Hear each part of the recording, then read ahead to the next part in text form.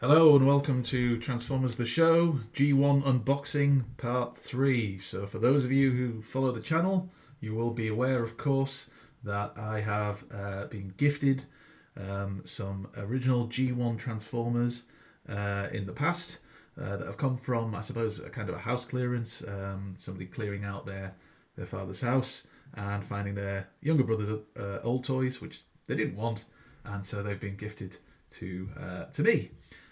So we are going to have a look at the next batch that have been given to me just before the weekend and see what we have got. So we'll get started. I should probably mention it's Andy from Transformers the Show, just in case you weren't aware. So here's the box that was given to me. So we've got some lovely G1 Transformers in there. And we're going to have a look and see what we've got. Okay? Right, so we will start with... So, what you will notice is all of these Transformers are in bags of some kind. Okay? And it looks like whoever owned these was selling them off. Maybe when they felt they'd got a little bit old for them. As some of them have stickers on. So we've got G1 Inferno, a bit yellowed, as unfortunately can be the case. The white parts are a bit yellowed, but otherwise it looks in decent condition. It comes with his tech spec, which unfortunately has been folded. It comes with one fist and the gun. So we do have his gun and one fist, which has a little bit of blue tack on. It's his right fist, so hopefully, there we go. And then it comes with 3 of his missiles. Now, other than the fist missing, I think that makes him complete because he has these, I'm not sure what you call them, these ear wings, which are another part. And we've got the missiles. Now, I have what I think was a reissue of this, and the missiles never want to stay in the hand. Oh, but it does. Okay, and you might be able to see, still got the original rub sign on it. And in terms of condition, you know, it's not bad. Obviously there's the yellowing, and the fist doesn't want to stay in, but apart from that, it's not bad condition. That'll be why the blue tack's on there. But still, that's a G1 toy, 1985, survived to this point. Might need some repro labels, and we might have to see about what we can do about the yellowing, but I think that's still a nice little find. So, we have Inferno then, near complete. Let's pop him and all of his bits and pieces over here for now, and we will have a look at what else we've got in this box. Now, let's go with this one. So here we have G1 Cup, everybody's favourite toy. Now, as you can see, the bag's tied up. As I said, it appears that whoever owned these before must have tried to sell these. Maybe when they got bored of Transformers and they tried to sell them on. There's no sticker on this one, but it's all been bagged together nice and neatly. There is an extremely tight knot at the top, so I'm just gonna cut it because I'm feeling lazy.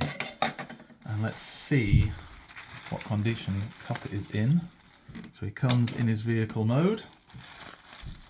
We have his original weapon, so this is not the Target Master version, it would appear.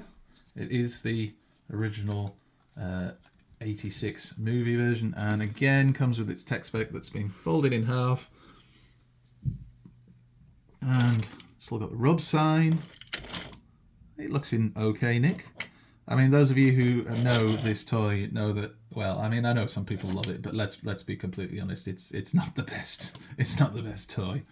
So, let's see if I can remember how to transform this old timer properly. Now, I need to get the fists and the arms out, which I believe I do like so. There we go. And then we can bring that round. See, I do remember on my copy just thinking, wow, this is not the best toy I've ever owned or handled in my life. It does have rotating fist, I suppose. We need to flip out his feet. No. Is there something I'm forgetting here? His feet don't seem to want to come out. They seem to be very, very stiff. Oh yes, we have to push them together. I forgot about that part. Ah, that's right. You push down and then it comes out. This one is really stiff. Oh, there we go. We got there. We got there. I mean, as far as we're aware, these toys have not been touched probably since whoever tried to sell them, and then they got put away, and these were found, as I say, while a house was being cleared out. There's his weapon. So there you go. G1 Cup. Again, looks in decent condition. Still got some of the original stickers. I'll have to check if it's got all of them. It's Cup though. We all love Cup. He might have a rubbish toy, but we all love Cup. So that's the second one. Get rid of the bags here. And we'll have a look for the next one. Let's go with something a bit smaller. So we have G1 Swerve. Again, in a little baggie. I'm going to cut it because these things are coming out now. Out of their plastic prisons. And let's have a look and see what we have. So we've got Swerve itself, or himself, and then you can see where the tech spec was cut out from the backing card. And we have the tech spec as well for him. Looks like stickers are missing. I think he should have an Autobot sticker that just covers the screw hole there. And also a sticker across here. But let's see if it transforms all right. It's that ultimate fear whenever you transform an old G1 bot like this of it just snapping or breaking. Because this has not been touched in a long time. But there you go. Seems okay. Again, probably need some repro labels. I'm not sure if they do repro labels for Swerve being such a small bot. But we can have a look and find out. And he is a bot that I don't have in my collection. So, yeah. We can give him a home. So there you have a little G1 Swerve. Looking very nice. So we'll pop him out of the way for the moment. And we'll see what we have next. And another little fella. And I feel confident saying this is possibly one that Lord Jamie Liddell will be happy to see. So we have Goldbug. And for those of you who remember, obviously Bumblebee got destroyed in the comic books at least and became then Goldbug. And there he is. And we also have his tech specs as well. Again, you can see where it's been cut off the card. And there's his tech specs. Espionage Director. Now, the gimmick with these was they were pullback toys. Let's see if it still works. And it does. Hooray! And then, transformations. So let's see. Now, I don't think these were pop-up ones. I think you actually had to transform these. And it's really simple. And there you go. That is pretty much it. G1 Goldbug. Still got his rub sign on. Again, I don't think this had any other stickers. Somebody might be able to correct me. Maybe had a sticker for the back window, but I think that's in pretty good condition, all things considered. And that's a nice little find. A nice little Goldbug there, looking very Goldbuggy. Right, so we'll pop him out of the way. And we shall see what's next. Now, there's not many in here, but we will go with another relatively small bot. So this one is Stalker, I think. Yes, Stalker. So one of the Firecons. Now, I have all 3 of the 5 points, but my copy of Stalker is broken and is missing one of these wings. So the arm's there, but the wing must have come off on it. So this is definitely one that is going to stay in my collection, so that I now have complete and unbroken Firecon. Still got his Decepticon sticker. One arm's a little bit loose in beast mode, but that's quite common. I mean, these toys will have been played with. I know with mine it certainly was. And then, of course, the gimmick with these was when you ran them along the ground, you got sparks. Will that mechanism still work? And the answer is... Oops. It does! Yay! Wow, look at that. A little bit. So there you go. A little bit of 80s toy awesomeness there. And obviously these weren't the most complex transformers. Stalker simply transforms by folding his arms out like so, bring the tail up behind his back, and make sure that beast head is pushed down it, and that's it. That's it. That's Stalker. He again does come with his tech specs, which again you can see where it's been cut out. And he was a cryptologist. I did not know that. There you go. He's a cryptologist. And looking quite nice. So overall, you know, the condition is pretty good. One of those beast arms is actually quite stiff, so that's quite nice to see. So he will join my collection, so that's nice to have picked up that. And we only have a few left, but they are some really interesting ones. So let's go with this one next. Now we're going a little bit into the late G1. And I wonder if you've recognised which one this is. It has got a sticker on it. As I said, somebody was selling these off. If you'd have been around whenever this was being sold off, which I think would have been late 80s, you'd have paid £1.50 for this. And as far as I'm aware, this is, I think, a complete G1 Pretender Cilla. So we have the actual shell, we've got his helmet, and we've got his weapon, which clips on to the side like so. It feels weighty, so I think the inner robot is going to be in there. We also have his tech specs again. And of course, those of you who know the G1 comic, who know the Time War story, who know about the survivors, and who know about what happens to Cilla, will know his rather tragic story, which I won't spoil just in case you haven't read it. But if you haven't, look it up, read it, or maybe keep it. Go and have a look on the wiki. There's a good idea. So there you go. Let's see if the inner robot is actually in there. Notice the tails there. I never understood why they made these tails detachable, because there's so many copies you see, people have lost them. Right. See if we can get this helmet off. Oh no, it's quite stiff. Let's just... There we go.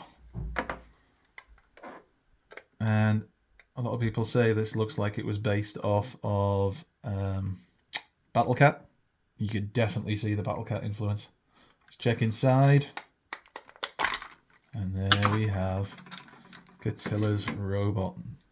Or at least in its robotic cat mode. So see if we can get this transformed up. So we'll go for the beast mode first, I think.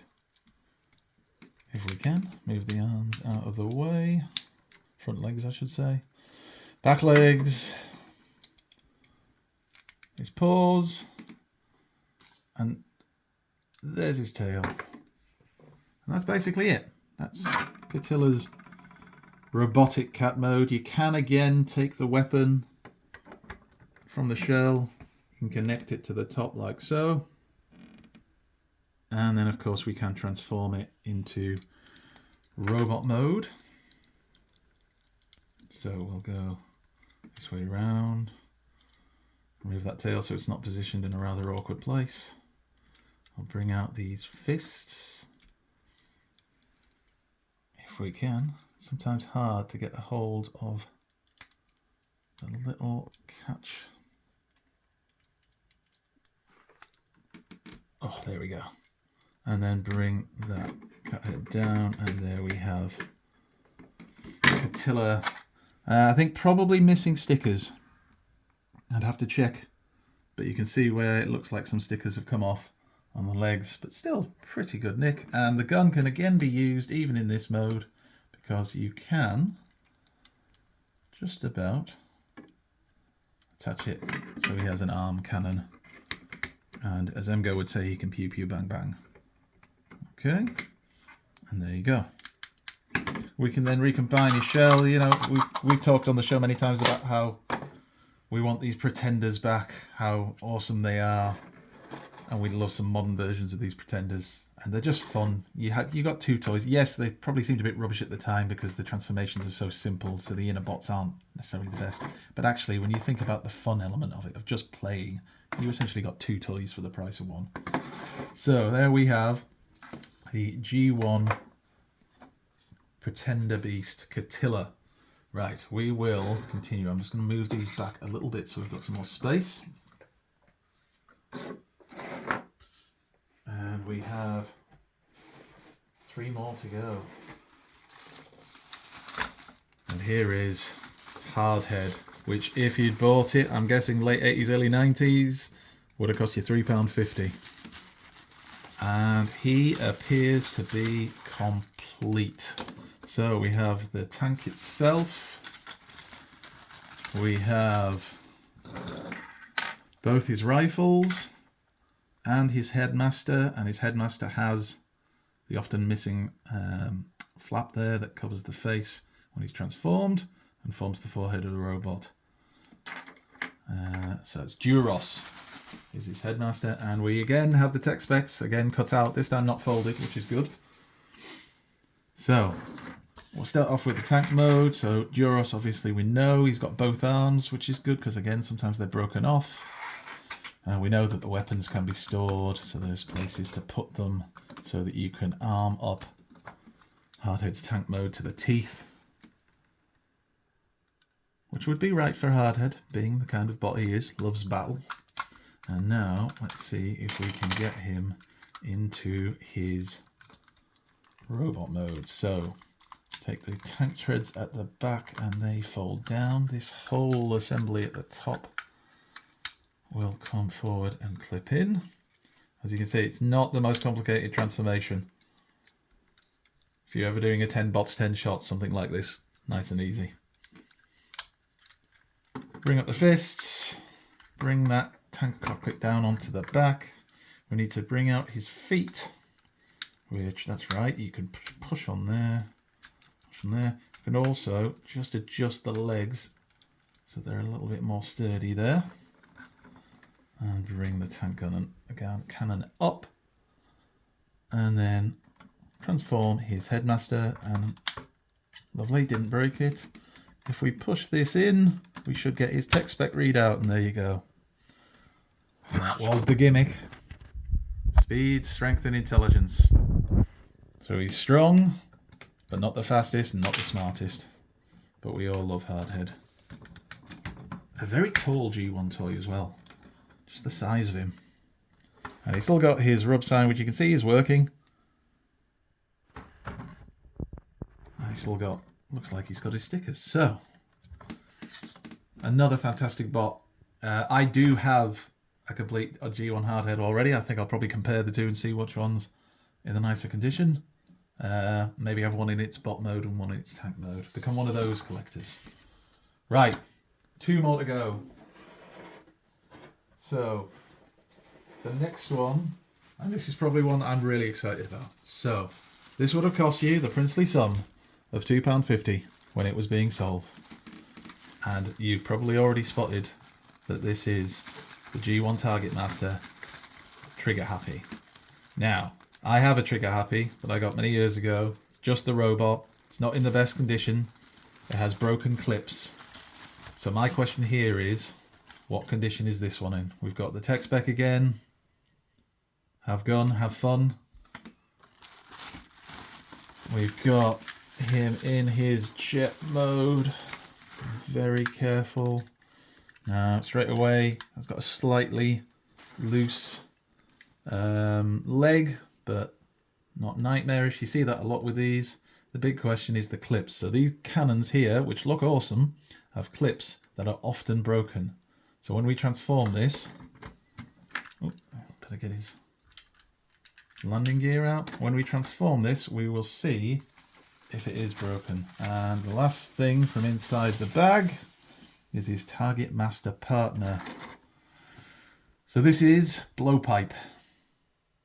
And again, these can go for quite a lot of money. This often have this cannon part missing, so you just got the robot itself, or the robot is broken. So if we look here, we can see the clips appear to be unbroken, which means we can transform him. So one last look at him in robot mode, there he is. But he's a Target Master, and Blowpipe can transform into a gun for Trigger Happy. There you go. I can honestly say this is the first time I've ever held a G1 Blowpipe Target Master. I think in my life, probably. And it clips in on the back of the jet mode like so, and he's all tooled up and ready to go to fight. And of course, we can transform him. So here we go. Now this is where we're going to find out about these clips. So cockpit, if we push the landing gear back in, we'll come up to there. Legs will fold down, and the feet open up. Now the feet are very stiff. Again, that could be because of the age of them. Oh, there we go. That one's not quite as bad. And here's the big test. Are the clips broken or intact? And the clips are intact. At least that one. So one of them is fine, and the guns stay up, because these guns often get very loose. Try the other side. And that's got the clip as well. Wow. So yes, there's some discoloration. I know some people probably watching this and noticing discoloration. There definitely is. However, to have the unbroken clips, to have the guns, I mean, they're quite stiff, so they're staying up. That's really good. I'm really pleased about that. Now, let's get his fists out. Again, quite stiff. This one I feel might be a little bit problematic to get out. Oh no, we got it. Oh, yeah. And then pop his head up, just in case anybody's wondering where his head was. There you go.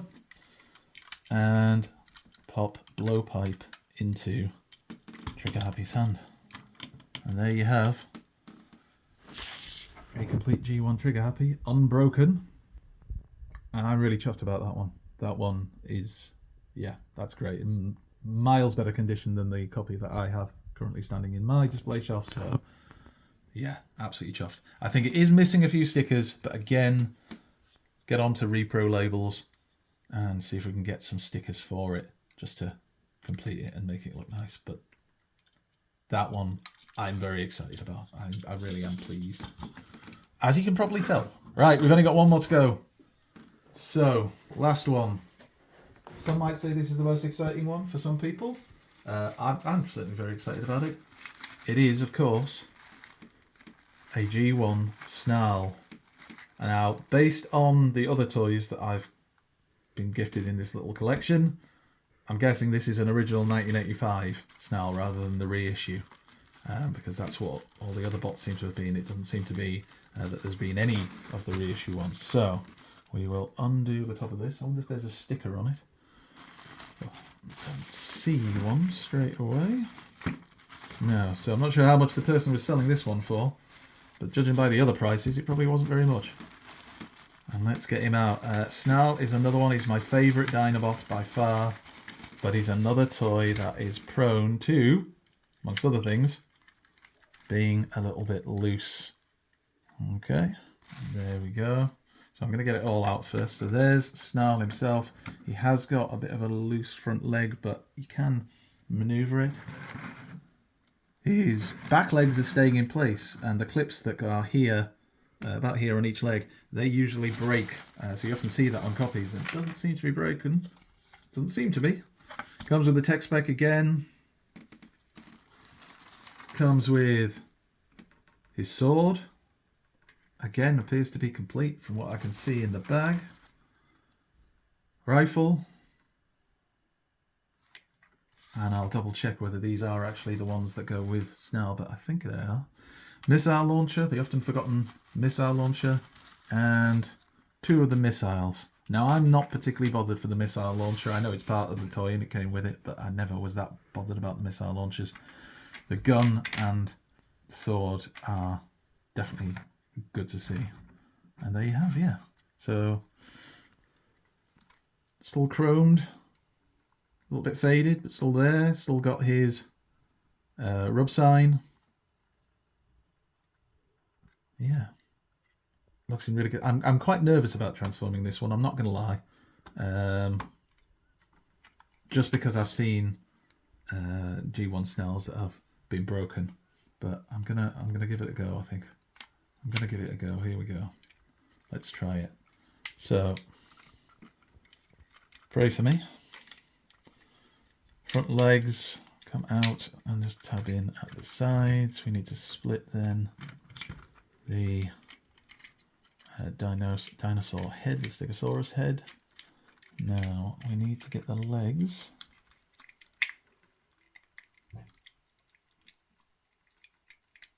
Now, there we go. I got one out. And then we need to do the same on this side.